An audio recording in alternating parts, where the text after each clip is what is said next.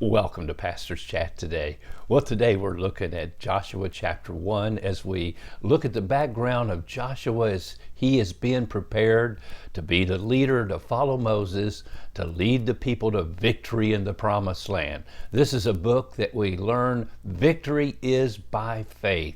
Victory by faith. And this is the victory that overcomes the world, even our faith. Now, we've looked at Joshua the slave, we looked at Joshua the soldier, we've looked at Joshua the servant, and today we're going to look at Joshua the spy, Now, shortly after they left the land of Egypt, they came to Kadesh Barnea. This is the border of the land of Canaan from Sinai. And when they got there, God had Moses send in 12 spies, one spy from each of the 12 tribes. And we read about this in Exodus chapter 13 and 14. Numbers chapters 12, 13, and 14. And whenever I read about this chapter, man, I think it's one of the most exciting stories in the Old Testament, as Joshua and Caleb, along with the other 10 spies, spend 40 days spying out the land. And when they go, they come back with a report.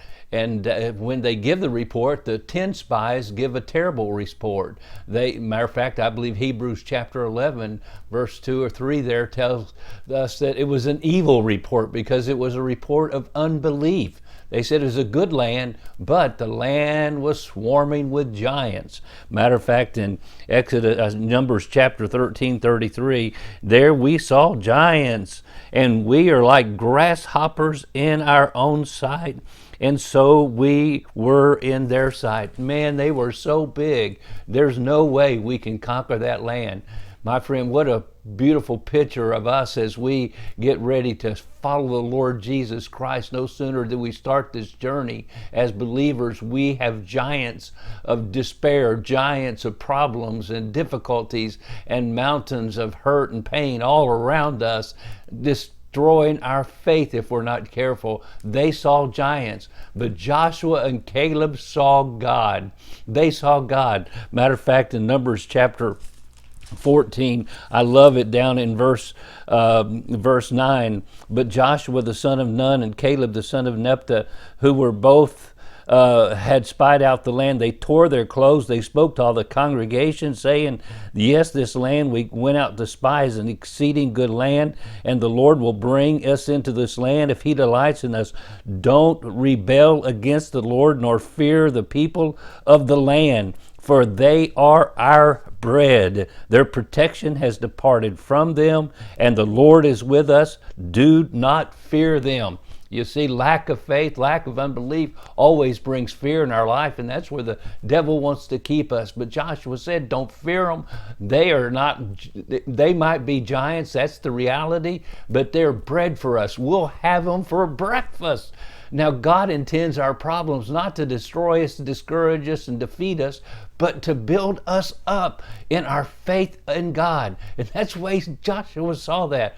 What a man of courage, what a man of faith, and then what a man of patience, because you understand the people of Israel were going to stone. Actually, they took up stones after Joshua said this to stone him and Caleb and Moses and Aaron. But God showed up in a glory cloud, and God says, okay, for every day you spied out the land, you're going to have to wander in the wilderness for 40 years, and you and everyone 20 years of age and older is going to die. Only Joshua and Caleb will be able to go into the land. And man, what a story. And my friend, for 40 years, Joshua had to be patient, waiting, knowing that only he and Caleb would be able to go into the land, and those that were 20 years of age and younger. Oh, my friend, God is always at work. We need to trust him by faith.